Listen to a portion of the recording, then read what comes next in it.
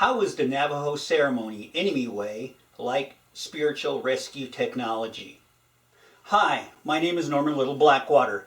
I'm a full-blood Navajo from the Chinle area. Enemy Way ceremony. A fair number of Navajo know this ceremony.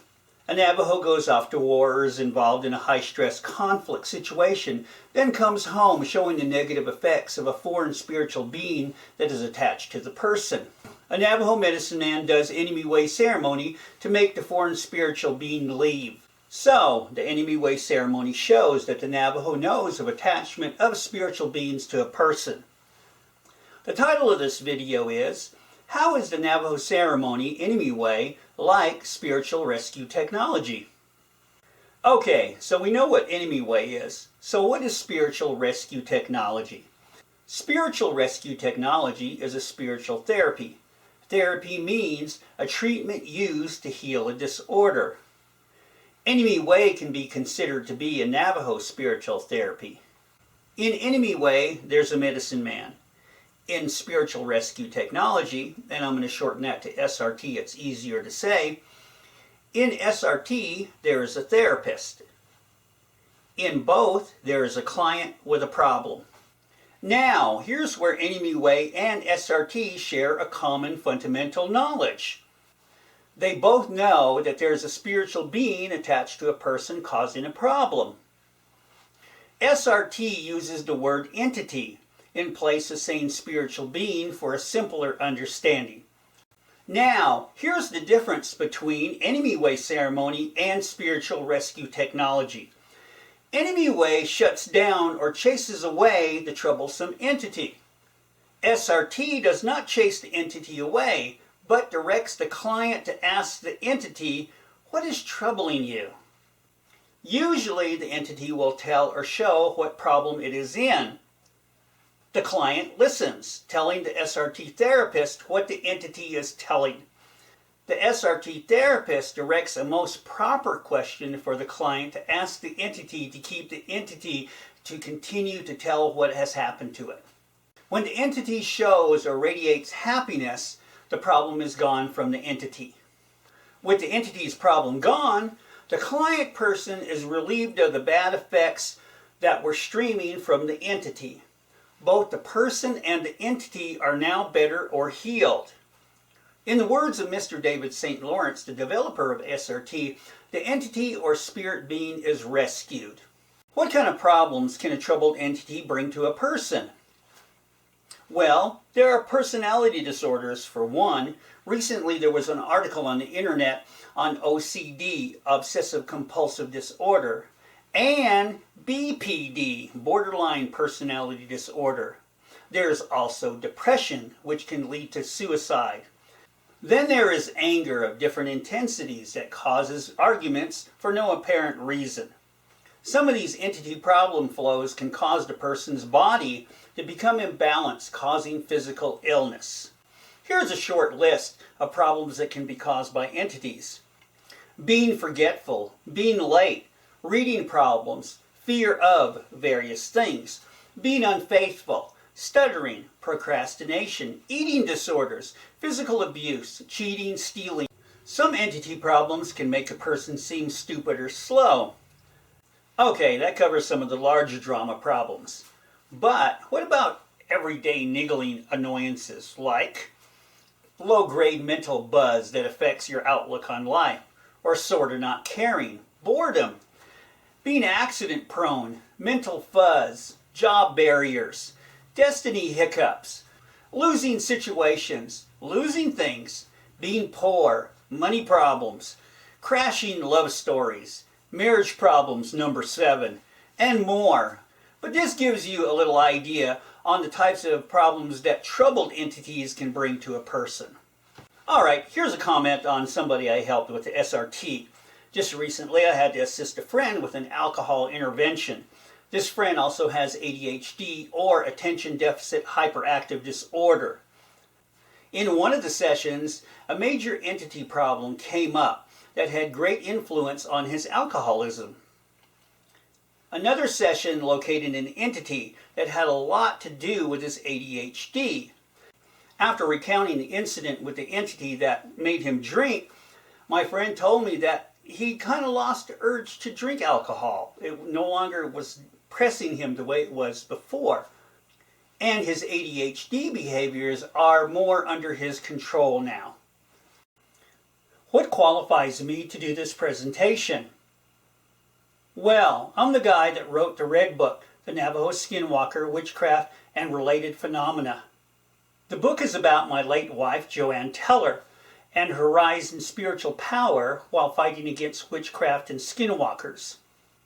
Unfortunately, Jo died from breast cancer in November 2004. But the cancer had a start from an earlier problem Jo had before I met her. When I met Joanne, she was just a regular Del Muerto Canyon girl with a number of problems. I was practicing an early therapy technique, which I used on Jo that started her rise to power that is told in the Red Book. Using that technique, we solved a blackout problem she had. She also had a heart murmur, and we solved that. She had a migraine headache problem that happened about 3 times per year. It was pretty painful for her. We fixed that. There is more detail on the prenatal origins of these 3 problems given in an earlier video I produced in 2015. That video is titled Holy Visions. In 1993, Joanne went out of body or exterior, and I directed her exterior power rise from that new beginning. To give a little bit of data on my work with her as to when she was exterior, from Holy Visions, here's the start of chapter 19, titled Exteriorization.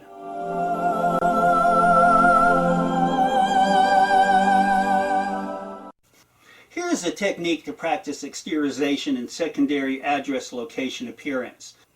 Continuing from Holy Visions, here's a short clip telling of my work with my cousin on a leg pain that he had.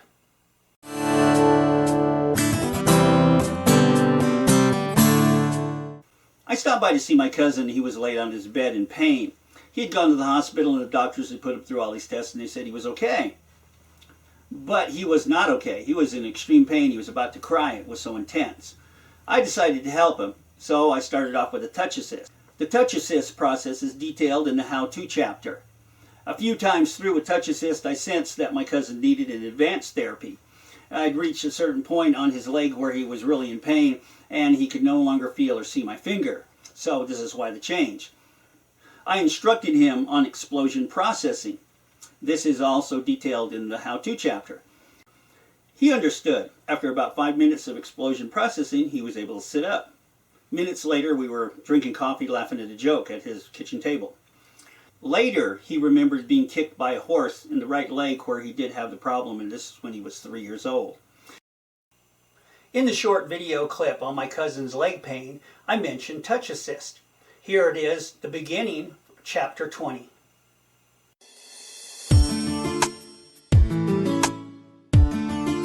This is how you do touch assist. You do this to another person. The person is lying down, sitting, or possibly still in a crouched position.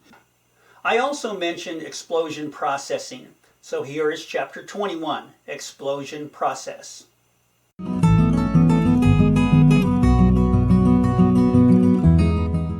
Alright, so now we're on to explosion processing. What you do is that you create many images of a thing or situation. I have given this information to you just to bring up that I have a fair amount of spiritual guidance experience. Why I am doing this video. Jo has been gone almost 12 years, but I have kept busy on my spiritual research. I started doing SRT, which I do solo sessions on myself. Solo session means you do SRT by yourself, and you are the therapist to your own entities that are around you. As a note, my solo SRT sessions have brought new realizations for me to write a second enveloping ebook to the Red Book. Further descriptions of both are on my website, holovisions.com. Continuing with the why. In 1996, the Holy People left a message at Rocky Ridge that Joanne translated, but we were still left with a lot of questions.